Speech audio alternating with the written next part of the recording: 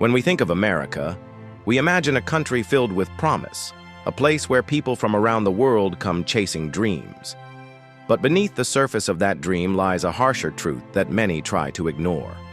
Homelessness has grown into a humanitarian crisis, with hundreds of thousands living in tents, shelters, and on the sidewalks of America's richest cities. At the same time, prostitution, often born out of poverty and desperation, has become another reflection of struggle. These two issues are deeply tied together. For many who are homeless, prostitution becomes a survival strategy.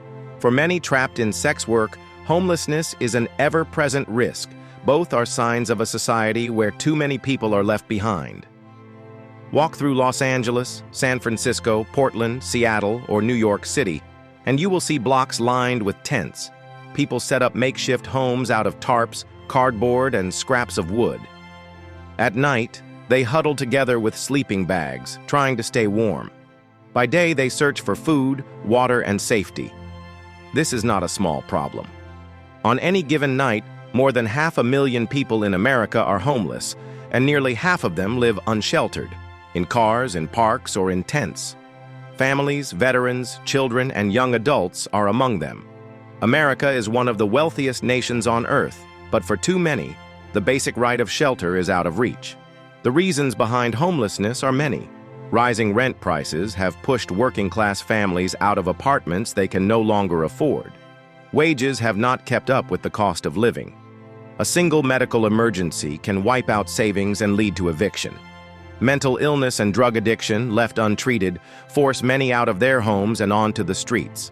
Some flee abusive households only to find no safety net waiting. The system is overwhelmed, shelters are full, and affordable housing is scarce. Once a person falls into homelessness, climbing back out is incredibly difficult. And here is where prostitution enters the story. For people who have lost everything, job, home, family, sometimes the only thing left to trade is their body. Prostitution, especially street-level sex work, often becomes a survival tool for the homeless. It is rarely glamorous. It is not the Hollywood version of expensive escorts in high-rise apartments. Instead, it is women, men, and even teenagers exchanging sex for food, for a night indoors, or for money to survive one more day. This is called survival sex, and it is widespread among the homeless population, particularly among women and LGBTQ youth. The link between the two crises is undeniable. Studies show that homeless youth are far more likely to engage in prostitution compared to housed youth. LGBTQ teens, who are often rejected by their families, face an even higher risk. Imagine being 16, kicked out of your home for being who you are, with nowhere to go and no money. The streets become your home, and prostitution becomes your only means of survival. This is not a choice made freely, it is a decision forced by desperation. Life in tents makes people vulnerable to exploitation. With no locks on doors, no secure shelter, and no protection, many face constant threats of violence. Pimps and traffickers often prey on homeless women and youth, offering food or shelter in exchange for control over their lives. Drugs are sometimes used as a method of control, keeping people dependent, addicted, and trapped. For those already struggling with addiction, prostitution becomes a way to fund the habit, creating a cycle that is nearly impossible to break. The stigma makes it worse. Homeless people are often viewed as lazy or irresponsible. Prostitutes are dismissed as criminals or immoral. These labels ignore the reality. They are human beings doing what they must to survive in a system that has abandoned them. Criminalization does not solve the problem. Arrests, fines, and jail time only push people further into desperation. A homeless woman arrested for prostitution now has a criminal record, making it even harder to get a job or housing. A homeless man with a drug charge faces the same obstacles. The cycle continues, trapping people deeper in poverty. For women, the dangers are extreme. Many who live in tents face the daily threat of sexual assault. Some turn to prostitution because they see it as slightly safer than being assaulted for free. Others find themselves in abusive relationships where their partner forces them into sex work. For LGBTQ individuals, especially transgender women, the risks are even higher. Discrimination in housing and employment leaves them with fewer options, and many are pushed into prostitution just to stay alive. Families are not immune. Imagine a single mother evicted with her children. Shelters are full. She lives in her car. She works odd jobs but cannot make enough for rent. In that situation, prostitution can appear as the only option left to keep her children fed. These are not rare stories. They are real situations happening in cities across America. The psychological toll is enormous. Homelessness already causes constant stress, hopelessness, and trauma.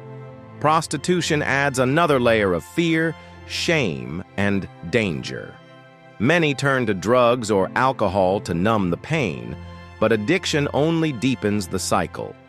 Mental health care is almost non-existent for those on the streets, leaving people to battle trauma alone. And yet, society walks past these people every day. We pass by tents on sidewalks, pretending not to see. We drive by women on corners, judging them without knowing their stories. We see them as problems to be moved, rather than people to be helped. Cities often respond with police sweeps, tearing down camps and confiscating belongings, as if homelessness can be erased by force. Prostitution is treated the same way: raids, arrests, and criminal records, without addressing the reasons people are there in the first place. But solutions exist. Housing First programs, which give people stable housing without requiring them to be clean or employed first, have shown success. Once people have a roof over their heads, they are far more likely to address addiction, find work, and rebuild their lives. Affordable housing construction, stronger tenant protections, and living wages could prevent homelessness before it begins. For prostitution, harm reduction is key. Decriminalization and support services give sex workers the ability to access health care, report abuse, and seek other opportunities without fear of arrest.